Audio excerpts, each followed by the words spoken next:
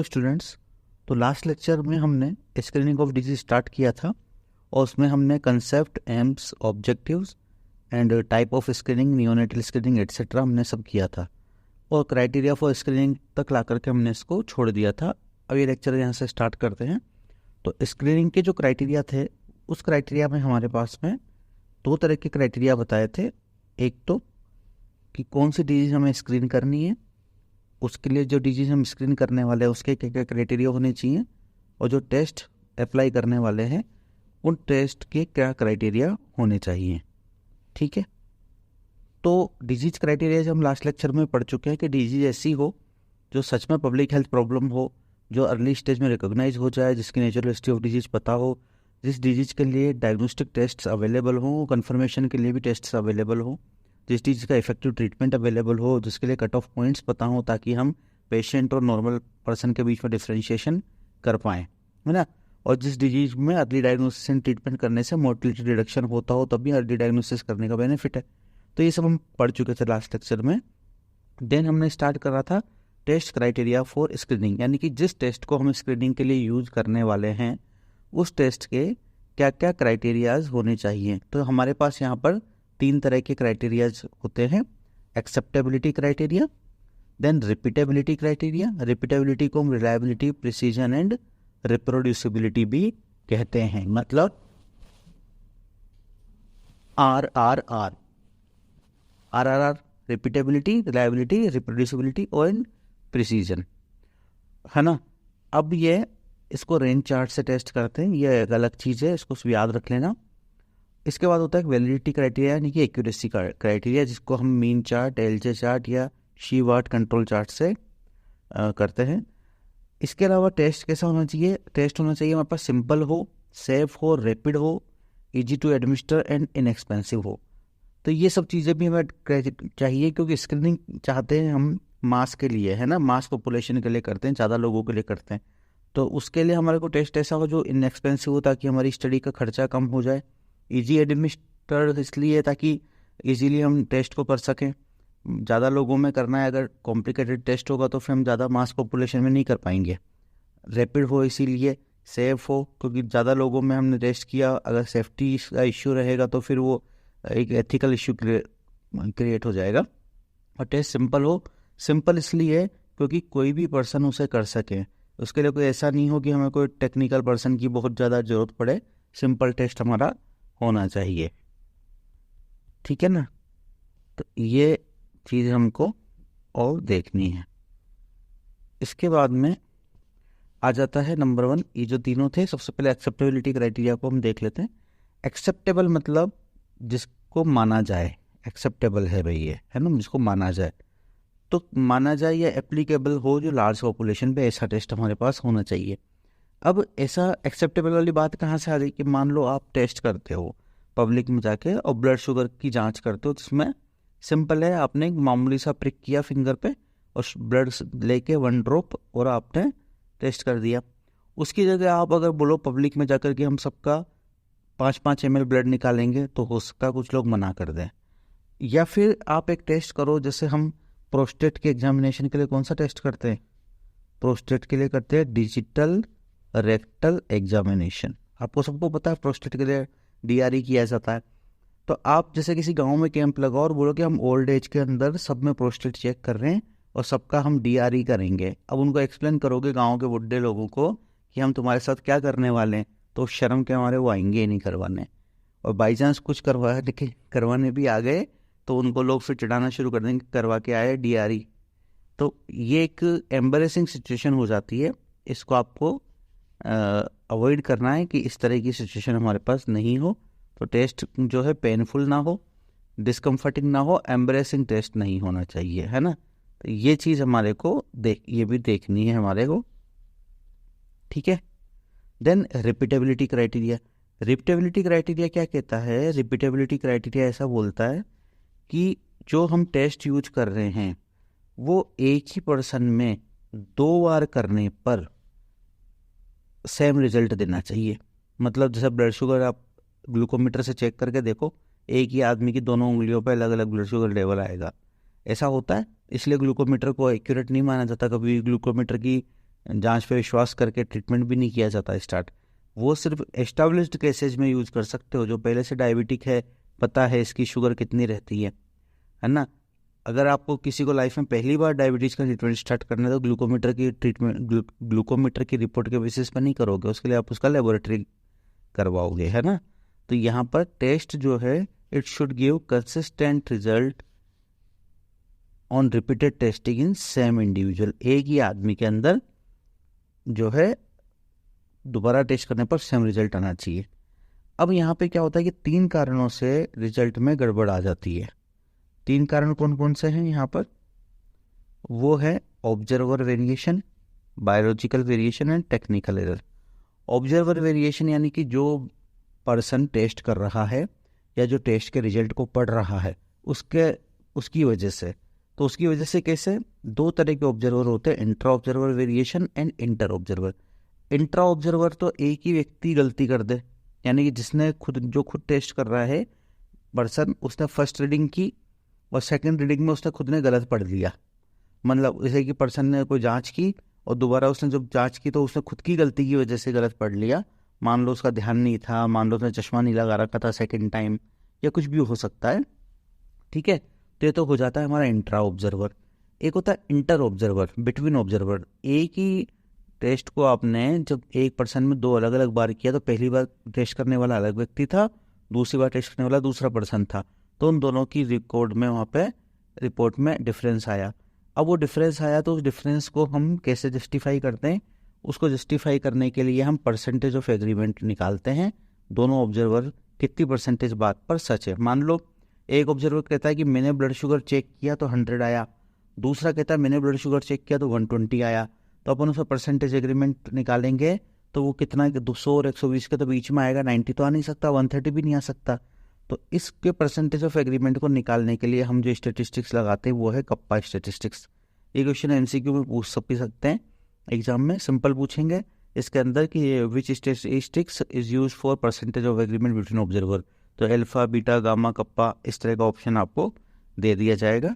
तो यहाँ पर ऐसा होगा। अब आ जाता है हमारे पास में बायोलॉजिकल वेरिएशन।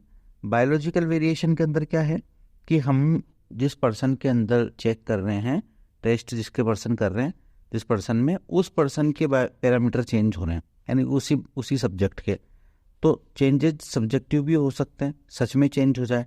किसी पर्सन का आपने बीपी लिया, थोड़ी देर बाद वापस बीपी लिया, तो उसकी बॉडी की खुद की फिजियोलॉजी की वजह से उसका बीपी अगर चेंज हो जाता है तो उसको हम बोलेंगे चेंजेस इन पैरामीटर ऑब्जर्व्ड। दूसरा, variation in the way patient perceive there symptoms and answer. मतलब पेशेंट अपने सिम्टम्स को कैसे खुद परसीव करता है, उसको बोलते हैं रिकॉल इश्यू। क्योंकि पेशेंट की खुद की क्या आदत होती है, कुछ पेशेंट अपने थोड़े से दर्द को वो ज़्यादा बताते हैं और कुछ पेशेंट अपने ज़्यादा दर्द को भी कम बताते हैं। तो इसमें जो वेरिएशन होता है उसको हम बोलते हैं variation in the way patient perceive their symptom. Patient खुद के सिम्टम्स को किस तरह से परसीव करता है। और एक होता है रिग्रेशन टू मीन। तो कोई भी हाई वैल्यू होती है वो मीन की तरफ जाती है, एवरेज की तरफ जाती है। इसको कैसे समझते हैं? मान लो किसी पर्सन का ब्लड शुगर चेक किया तो 400 आया, अब उसको कुछ मेडिसिन नहीं भी दोगे ना तो उसका जो है 400 से वो नॉर्मल वैल्यू जो कितनी होती है अराउंड, हम फास्टिंग में 70 से 110 से 70 टू 110, तो इसकी तरफ आएगी वो, है ना। 350 आ सकती है, 300 आ सकती है, 250 आ सकती है। तो मीन की तरफ जाने की टेंडेंसी होती है। इसको बोलते हैं रिग्रेशन टू द मीन।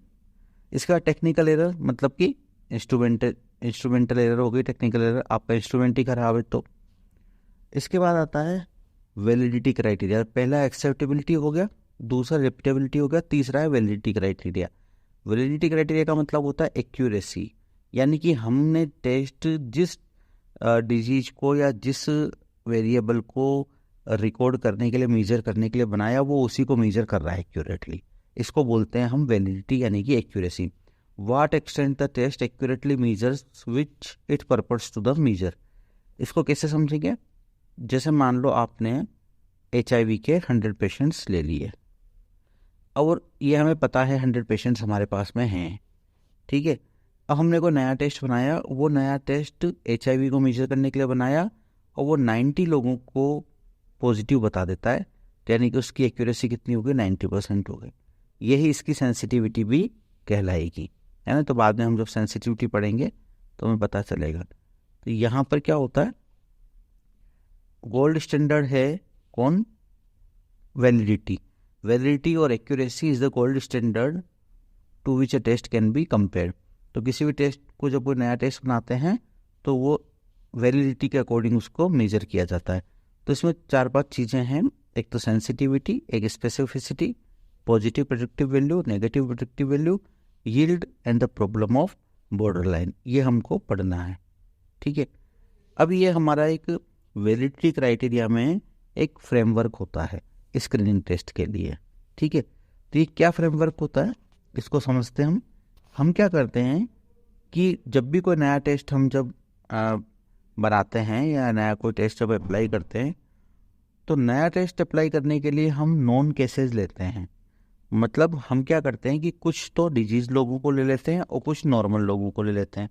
उन डिजीज़ लोगों में हम बीमारी नए टेस्ट से चेक करते हैं।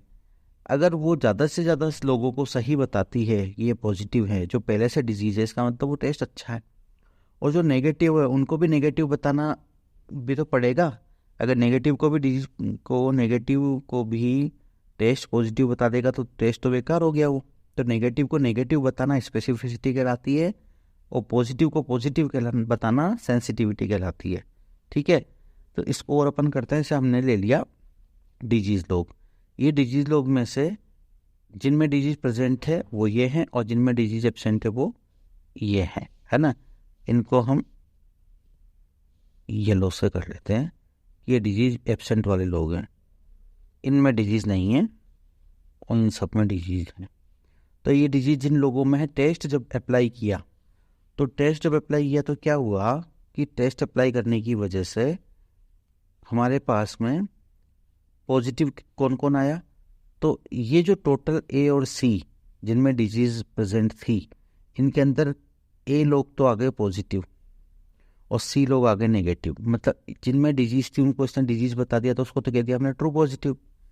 लेकिन जिनमें डिजीज़ थी और टेस्ट ने इनको नेगेटिव बता दिया तो ये सच में तो नेगेटिव नहीं है तो ये पॉजिटिव, पर टेस्ट इनको नेगेटिव बता दिया तो इनको बोलेंगे हम फॉल्स नेगेटिव। मतलब तुम झूठे हो, है ना, तुम पॉजिटिव हो और अपने आप को नेगेटिव बता रहे हो, टेस्ट से रिपोर्ट से फॉल्स नेगेटिव हो, तुम झूठे हो, ठीक है। इसी तरह से इसकी बात कर लेते हैं, जिन लोगों में डिजीज़ नहीं थी फिर भी टेस्ट ने पॉजिटिव बता दिया तो ये भी झूठे हैं, ठीक है। तो ये फॉल्स पॉजिटिव हो जाएगा बी। और जिन लोगों में डिजीज़ नहीं थी और टेस्ट ने भी नहीं बताया तो ये ट्रू नेगेटिव हो जाएंगे। तो जो ट्रू नेगेटिव को फाइंड आउट करना और ट्रू पॉजिटिव को फाइंड आउट करना, यही हमारे टेस्ट की रिस्पॉन्सिबिलिटी है कि आप अच्छा टेस्ट कब कहलाओगे, जब आपकी ट्रू पॉजिटिविटी अच्छी होगी और ट्रू नेगेटिविटी आपकी अच्छी होगी तब, ठीक है। अब आ जाते हैं सेंसिटिविटी पे। तो सेंसिटिविटी क्या कहती है, सेंसिटिविटी कहती है कि proportion of individual who have the disease who test positive, यानी कि proportion of individual यानी कि जितने लोग जिनमें डिजीज थी उनमें से कितने प्रोपोर्शन को आपने ट्रूली पॉजिटिव पहचाना, ये चीज़ है। यानी कि tells us how well a test pick up disease, यानी किसी बीमारी को टेस्ट कितनी जल्दी पकड़ पाता है, कितनी ज़्यादा मात्रा में पकड़ पाता है। तो हम सेंसिटिविटी कैसे निकालते हैं, A/A+C करते हैं। यानी कि हमने क्या किया, टोटल डिजीज़ वाले लोग कितने कौन है, A+C, ये दोनों हैं A+C, ये A है, ये भी डिजीज़ है और ये C वाला भी डिजीज है। तो हम नीचे ले लेते हैं पूरा डेटा और जिसको पॉजिटिव बताया उसको ऊपर ले लिया। तो true positive upon true positive plus false negative, ये हमारा सेंसिटिविटी हो जाता है। दूसरा स्पेसिफिसिटी, यानी कि इसका काम है ट्रू नेगेटिव को पहचानना, है ना। तो true negative upon true negative plus false positive, इन पूरे लोगों में से ट्रू नेगेटिव को निकाला हमने, यानी कि D/B+D, ये हमारा स्पेसिफिसिटी हो गया है। देन सेंसिटिविटी क्या कहता है, एक टेस्ट की ability to correctly identify those who have disease, जिन लोगों में बीमारी थी उनमें से पहचाना बीमारी को। अगर 100 लोग डिजीज वाले लिए और टेस्ट ने कह दिया 99 को हम पॉजिटिव दे रहे हैं टेस्ट से, तो उसकी 99% सेंसिटिविटी हो जाएगी, ठीक है। हाई सेंसिटिविटी अगर होगी तो फॉल्स नेगेटिव रिपोर्ट कम आएंगी। देखो समझो, अगर सेंसिटिविटी ज़्यादा होगी, ये सेंसिटिविटी ज़्यादा होगी तो ट्रू पॉजिटिव ज़्यादा होंगे, अगर ट्रू पॉजिटिव ज़्यादा होंगे तो फॉल्स नेगेटिव ऑटोमेटिकली कम हो जाएंगे। ठीक है, ये यूजफुलनेस ऑफ टेस्ट बताता है। उसके बाद में आता है the ability of test to correctly identify those who do not have disease, जिनमें बीमारी नहीं है और उनको पहचानना, यानी कि नेगेटिव में से हम असली नेगेटिव को निकाल रहे हैं। तो जितने ज़्यादा फॉल्स नेगेटिव आए, जितने ज़्यादा हमारे पास में ट्रू नेगेटिव निकलेंगे उतना स्पेसिफिसिटी हाई हो जाएगी। ठीक है, तो a test that high specificity will have few false positive, तो वही बात आ गई, ये स्पेसिफिसिटी में ट्रू नेगेटिव जब ज़्यादा होंगे तो फॉल्स पॉजिटिव हमारे ऑटोमेटिकली कम हो जाएंगे। ठीक है, वैसे वाली स्पेसिफिसिटी और फॉल्स पॉजिटिव एक दूसरे के इनवर्सली प्रोपोर्शनल है, तो स्पेसिफिसिटी इंक्रीज होगी तो फॉल्स पॉजिटिव कम हो जाती है। ठीक है, अब यहाँ पर सेंसिटिविटी को आप ऐसे भी याद रख सकते हो। देखो सेंसिटिविटी की स्पेलिंग क्या है, SEN, स्पेसिफिसिटी की क्या है, SPE। तो सेंसिटिविटी की स्पेलिंग में एन आ रहा है तो आपको नेगेटिव नहीं लेना, पॉजिटिव लेना है, कि ट्रू पॉजिटिव। और स्पेसिफिसिटी की स्पेलिंग में P आ रहा है तो आपको पॉजिटिव नहीं लेना, नेगेटिव लेना है, यानी कि ट्रू नेगेटिव। अब आ जाता है प्रेडिक्टिव वैल्यू। तो प्रेडिक्टिव वैल्यू क्या कहती है, प्रेडिक्टिव वैल्यू जो है इसको कहते हैं diagnostic power of a test is predictive value. क्योंकि डायग्नोस्टिक पावर ऑफ टेस्ट का मतलब क्या हुआ कि टेस्ट कितनों को पॉजिटिव बता रहा है, कितनों को नेगेटिव बता रहा है। तो यहाँ पर पॉजिटिव प्रेडिक्टिव वैल्यू में हम क्या करते हैं कि टोटल जितने भी लोगों को पॉजिटिव टेस्ट ने बताया, ट्रू पॉजिटिव भी और फॉल्स पॉजिटिव यानी कि A+B, उनमें से रियल पॉजिटिव कितने थे उसको हम पॉजिटिव प्रेडिक्टिव वैल्यू बोलते हैं। Proportion of individual who test positive actually have the disease, जो सच में जिसको डिजीज है वो उसका प्रोपोर्शन बताओ। तो ट्रू पॉजिटिव हमारा A/A+B।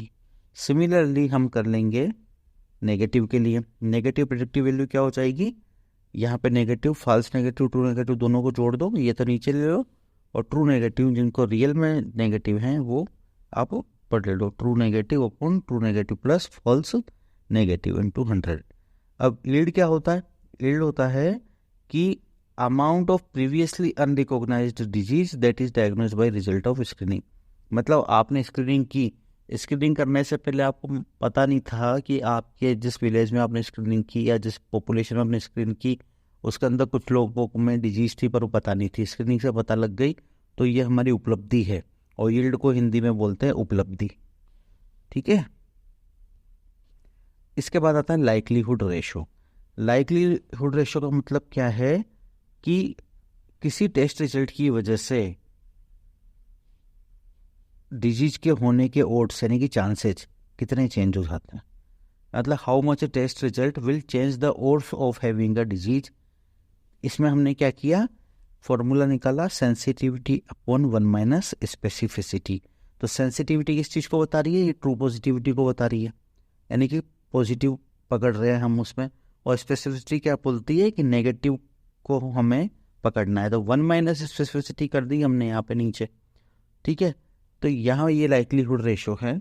अगर लाइक्लीहुड रेशो नेगेटिव आता है तो इसका मतलब क्या हुआ, नेगेटिव लाइक्लीहुड रेशो क्या बोलेगा, how much odds of disease decrease when a test is negative. मतलब टेस्ट नेगेटिव आने से बीमारी होने के चांसेस कितने कम हो गए, उसको बोलेंगे नेगेटिव LR। ठीक है, पॉजिटिव LR किसको बोलेंगे कि how much odds of disease increase when a test is positive. अगर टेस्ट पॉजिटिव आता है तो कितना चांसेस बढ़ गया यहाँ पे। ठीक है, अब हम क्या करते हैं, लाइक्लीहुड रेशो को कैलकुलेट करते हैं और टेस्ट होने से पहले जो भी चांसेस थे, प्री टेस्ट ओड्स थे डिजीज होने के, उसको लाइक्लीहुड रेशो से मल्टीप्लाई करोगे तो पोस्ट टेस्ट ओड हमें मिलेगा। अब यहाँ पे क्या होगा, अगर LR हमारा नेगेटिव है तो पोस्ट टेस्ट ओड्स हमारे घट जाएंगे, और LR हमारा पॉजिटिव है तो पोस्ट टेस्ट ओड्स हमारा बढ़ जाएगा। अब जैसे क्वेश्चन है, validity criteria for screening test, a test for hepatitis C is perform for 200 patient with biopsy proven disease. यानी कि हेपेटाइटिस C के लिए कोई टेस्ट हमने परफॉर्म किया 200 patient with biopsy proven hepatitis. तो जिन लोगों में biopsy proven disease 200 patient free of disease, तो 200 में तो बायोप्सी से प्रूव कर लिया कि डिजीज है, 200 है हमारे फ्री फ्रॉम डिजीज। टेस्ट ने 180 को पॉजिटिव दिखाया, विद द नेगेटिव दिखाया 150 को, तो हमको चारों इंडिसेज कैलकुलेट करना है।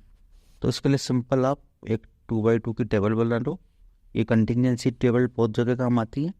हमको यहाँ ऊपर ही ऊपर तो लेना है डिजीज, और दूसरे नंबर पे हमको लेना है नॉन डिजीज। ठीक है, अब डिजीज लोगों में हमने किस किस को लिया, टोटल 200 पॉपुलेशन ली, और नॉन डिजीज में भी 200 पॉपुलेशन ली। टेस्ट में हमारे पास में 180 पॉजिटिव आए और 150 हमारे नेगेटिव आए। तो यहाँ पे आप पढ़ दो 50 और इधर कर लो 20। तो आपकी सेंसिटिविटी क्या बन जाएगी, A/A+D। ये टोटल पॉजिटिव थे, इनमें से 180, तो 180/200 सिंपल 90% आपकी सेंसिटिविटी आ जाएगी। स्पेसिफिसिटी 150/200 यानी कि 65% हमारी स्पेसिफिसिटी हो जाएगी। ठीक है, अब पॉजिटिव प्रेडिक्टिव वैल्यू निकालोगे तो ये निकाल दोगे आप इन दोनों में से 180/230, और नेगेटिव निकालोगे तो इन दोनों में से 150 है नेगेटिव और 150/170 है ना। इस तरीके से हमारा ये हो जाएगा, आंसर ये आ जाएंगे। आप करना इसको, सोल्व हो जाएगा, इजी है ये। इसके बाद आता है screening test in series and parallel.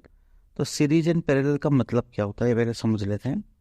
अगर हम कोई टेस्ट करते हैं किसी 100 लोगों पर, मान लो हमने एक टेस्ट किया टेस्ट ए, अब टेस्ट ए 100 लोगों पे लगाया, इसमें से 80 लोग पॉजिटिव आ गए, तो फिर टेस्ट बी लगाएंगे वापस इन 80 लोगों पे, तो ये सीरीज में बनेगी।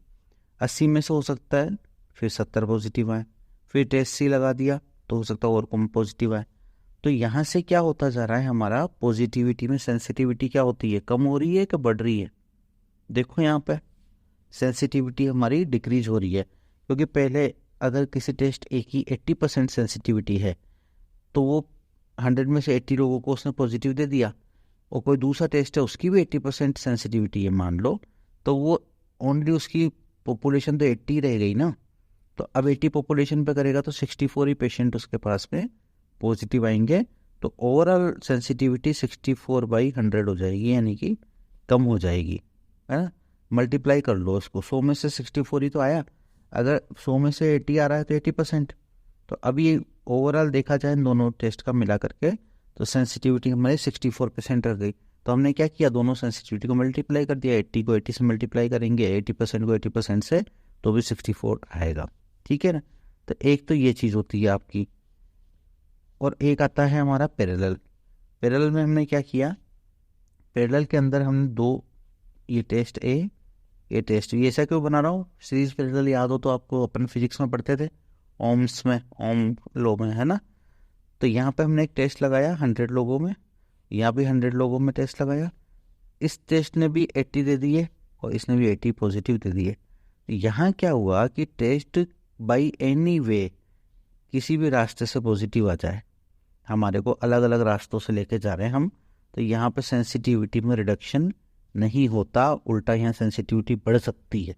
क्यों बढ़ सकती है, इसलिए बढ़ सकती है कि मान लो कोई टेस्ट 80 की जगह 90 दे रहा है और कोई 80 ही दे रहा है, तो हमारे को 90 वाली माननी पड़ेगी, क्योंकि वो अगर 100 लोगों पे दोनों टेस्ट लगा दिए तो 90 लोगों को हमें पॉजिटिव मानना पड़ेगा, तो ये 80 को भी फ़ायदा मिल जाएगा इसका। तो यहाँ पर सेंसिटिविटी इंक्रीज हो जाएगी पैरेलल में। सीरीज में क्या था, सीरीज में डिक्रीज हो रही थी। अब वापस चलते हैं बैक, अब आ जाओ। Subjects are screening for test A followed by screening test B, ऐसा होता है सीरीज में, यही बता रहा था मैं। ठीक, और इसके लिए कंबाइंड सेंसिटिविटी कैसे निकलते हैं, सेंसिटिविटी ए इंटू सेंसिटिविटी बी, इस तरीके से हम इसको निकालते हैं। और इसके लिए स्पेसिफिसिटी क्या होती है, specificity A+B minus specificity A into B, ये इसका फॉर्मूला याद रख लेना। पैरेलल में जस्ट अपोजिट हो जाएगा, स्पेसिफिसिटी को मल्टीप्लाई कर देंगे और सेंसिटिविटी को इस तरह से ले लेंगे, sensitivity A+B minus sensitivity A into B. ठीक है, अब होगा क्या, सीरीज में सेंसिटिविटी डिक्रीज हो जाएगी, स्पेसिफिसिटी इंक्रीज हो जाएगी, कंबाइंड पीपीवी इंक्रीज होगी, positive predictive value combined increase होगी, और एनपीवी डिक्रीज होगी, नेगेटिव प्रोडक्टिव वैल्यू। क्योंकि हो क्या रहा है, सेंसिटिविटी घटने से क्या हो रहा है, सेंसिटिविटी घटने से पॉजिटिव लोग कम होते जा रहे हैं। तो पॉजिटिव लोग यहाँ पर हमारे कौन से वाले कम होते जा रहे हैं, ट्रू पॉजिटिव, है ना, ट्रू पॉजिटिव हमारे कम होंगे, और दूसरा फॉल्स पॉजिटिव भी हमारे कम होंगे। दोनों तरह के पॉजिटिविटी हमारी यहाँ पे कम हो जाएगी।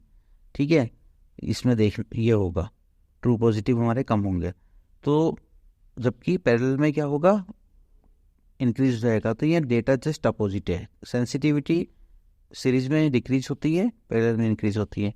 स्पेसिफिसिटी सीरीज में इंक्रीज होती है, पैरेलल में डिक्रीज होती है। पीपीवी सीरीज में इंक्रीज हो रही है, पैरेलल में डिक्रीज हो रही है। एनपीवी सीरीज में डिक्रीज है, पैरेलल में इंक्रीज, जस्ट सब उल्टा चलता है इसमें, है ना।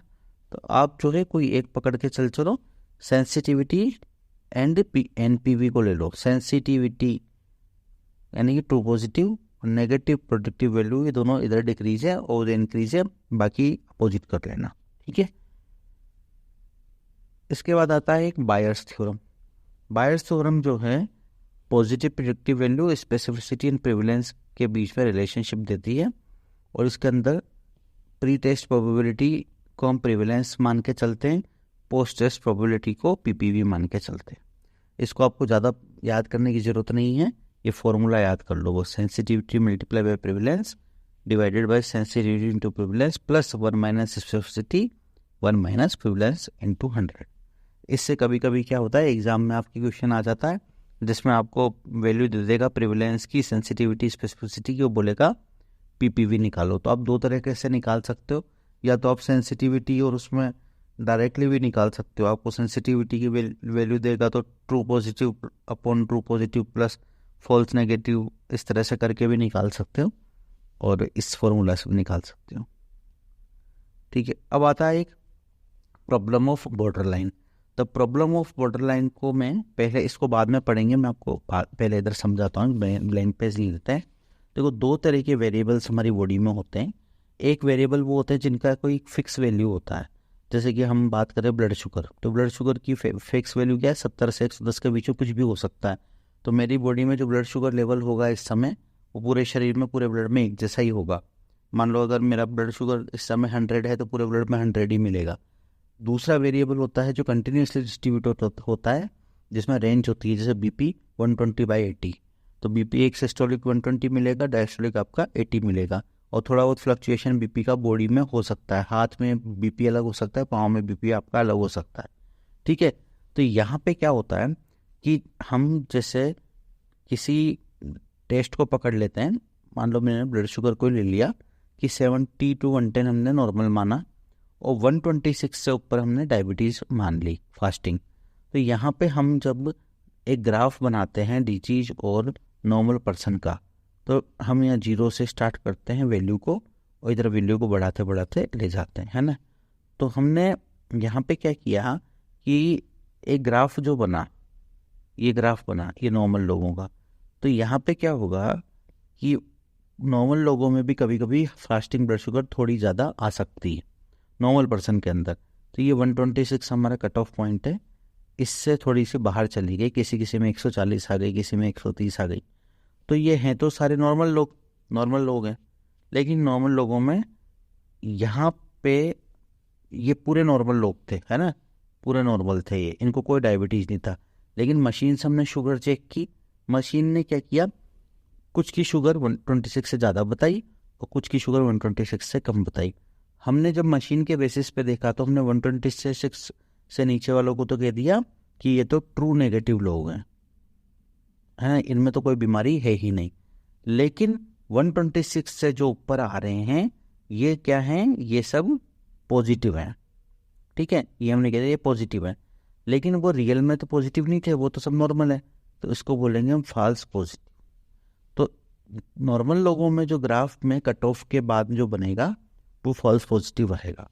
सिमिलरली अगर हम एक ग्राफ बनाएंगे दूसरा किसका, डिजीज लोगों का, तो डिजीज लोगों का जब ग्राफ बनेगा तो यहाँ वैल्यू चालू होगी 126 से आगे से चलते जाओ, तो मैक्सिमम लोगों में क्या होगा, शुगर जो है लेवल उसका 126 से ज़्यादा होगा, तो ये सब हो जाएंगे ट्रू पॉजिटिव। लेकिन कुछ कुछ लोग होंगे जिनमें मशीन की एरर की वजह से या सब्जेक्टिव वेरिएशन की वजह से वैल्यू 126 से कम आ जाएगी, तो इनको हम क्या बोल देंगे कि ये तो नेगेटिव है, लेकिन ये नेगेटिव नहीं है, ये फॉल्स नेगेटिव होंगे।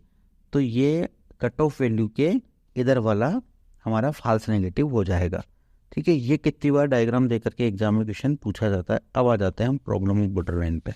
ये नॉर्मल लोग हैं और ये ई हमारा कट ऑफ है। तो ई से, इस ई से थोड़ा सा जो ये हल्का सा ग्राफ दिख रहा है ना, ये वाला इधर, ये क्या कहलाएगा, ये हमारा, ये तो है ट्रू नेगेटिव, ये फॉल्स पॉजिटिव हो जाएगा। और डिजीज वाले में से जो इधर वाला जो बनेगा इतना सा, ये हो जाएगा हमारा, ये तो डिजीज वाले यानी कि ये ट्रू पॉजिटिव है, तो ये फॉल्स नेगेटिव हमारा हो जाएगा। ठीक है, इनको नेगेटिव दे देगा टेस्ट कि वो नेगेटिव है नहीं, सच में डिजीज है।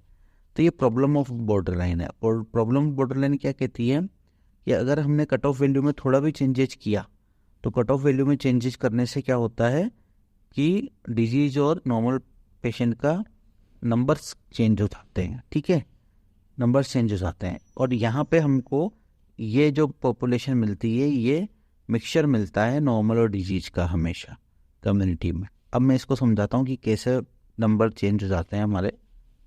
जैसे कि मान लो हमने एक ग्राफ बनाया, ये और ये डिजीज लोग हैं, ये नॉर्मल लोग हैं, और ये हमारा शुगर का लेवल है 126। ठीक है, अब हम यहाँ 126 शुगर का लेवल की वजह से हम क्या कह रहे हैं कि ये सब लोग बीमारी वाले हैं, डिजीज हैं, है ना, ये सब लोग डिजीज हैं। एरिया अंडर द कर्व देख लो। अब एक हम दूसरा ग्राफ बना रहे हैं और यहाँ पे सेम ग्राफ बना देते हैं, और 126 की जगह अब हम यूँ कह रहे हैं कि शुगर 140 से ऊपर वालों को ही हम तो डायबिटिक मानेंगे। तो ये 140 आते ही ग्राफ यहाँ आ जाएगा, तो अब डायबिटीज़ के लोग हमारे कम हो गए। तो कट ऑफ वैल्यू बढ़ाने से डायबिटिक लोग कम हो गए। अगर हम कह दें कि 100 पे ही डायबिटीज़ मानी जाएगी आज से, तो डायबिटिक हमारे क्या हो जाएंगे, यहाँ पे इंक्रीज हो जाएंगे इस केस में। ठीक है, तो कट ऑफ वैल्यू इंक्रीज करने से डिजीज वाले लोग कम होते हैं। और ये हम नॉर्मली जानते भी हैं ना। आज जैसे मान लो हम बोले HbA1c 6.5 से ऊपर डायबिटिक होता है, तो जितने भी लोग 6.5 से ऊपर वाले सब लोग डायबिटिक हैं। कल से अगर कोई बोलता है कि हम 6.5 नहीं 7.0 वाले को ही डायबिटिक बोलेंगे, तो क्या होगा, 6.5 और 7.0 के बीच में जितनी पॉपुलेशन है वो सारी नॉर्मल काउंट होने लग जाएगी, तो डायबिटीज़ का प्रेवलेंस कम हो जाएगा।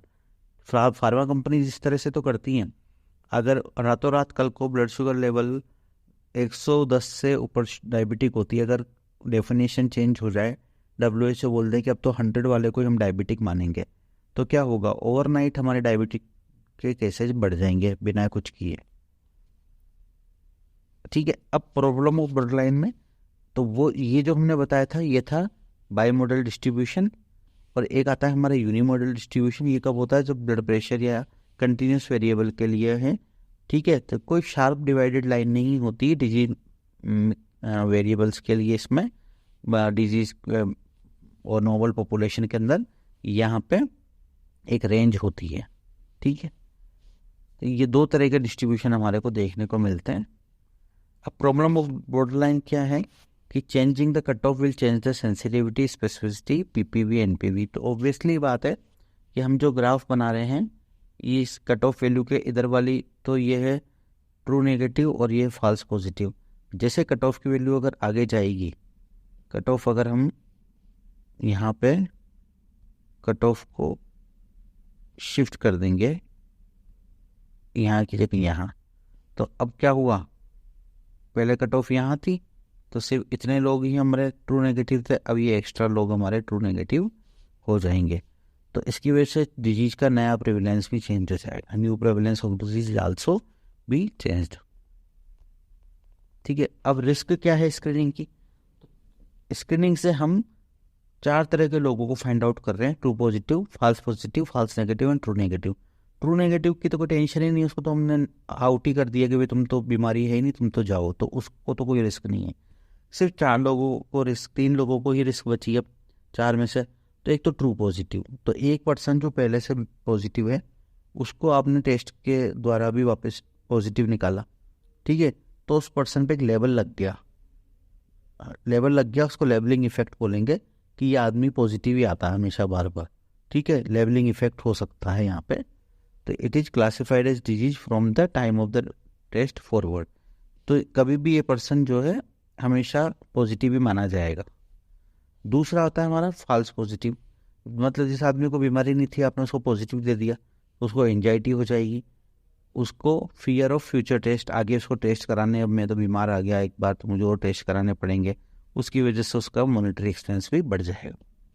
फॉल्स नेगेटिव, जो आदमी पॉजिटिव था लेकिन आपने उसको नेगेटिव दे दिया तो वो खुश हो जाएगा, यार मैं तो बीमार नहीं हूँ, तो उसके कोई भी इंटरवेंशन होंगे वो डिले हो जाएंगे, वो अपने अर्ली साइंस को डिसरिगार्ड कर देगा, उसकी वजह से डिले डायग्नोसिस होगा और वो बीमारी खुद में भी बढ़ाता रहेगा, और अगर डिजीज कम्युनिकेबल है तो वो कम्युनिटी में भी बढ़ाता रहेगा। तो फॉल्स नेगेटिव को हमें कैसे भी करके नहीं रखना है, फॉल्स नेगेटिव ज़्यादा खतरनाक है फॉल्स पॉजिटिव की तुलना में, ठीक। स्क्रीनिंग कैसे कर, इवेल्युएशन कैसे करते हैं स्क्रीनिंग प्रोग्राम की, या तो रेंडमाइज कंट्रोल ट्रायल कर लो या अनकंट्रोल ट्रायल कर लो या केस कंट्रोल क्रॉस सेक्शन कर दो, ये हम पढ़ेंगे, एपिडेमियोलॉजी में पढ़ चुके हैं। इसके बाद में स्क्रीनिंग प्रोग्राम के एग्जांपल्स क्या हैं ये आप पढ़ लेना, एक दो एग्जांपल में इसे समझा देते हैं। जैसे प्रेगनेंसी में हम हीमोग्लोबिन की स्क्रीनिंग करते हैं, एनीमिया की, RH स्टेटस चेक करते हैं क्योंकि एरिथ्रोब्लास्टोसिस फेटालिस देखना होता है तो ब्लड ग्रुप चेक करवाते हैं, VDRL कराते हैं, डायबिटीज़ के लिए हम शुगर करते हैं, है ना, HIV की टेस्टिंग भी होती है, तो ये सब टेस्टिंग हम करवा ही रहे हैं रूटीन में, और बाकी सब आप पढ़ लेना है। अब आता है बायस इन स्क्रीनिंग, तो इसको हम अब नेक्स्ट लेक्चर के अंदर करते हैं, ठीक है, ओके बाय।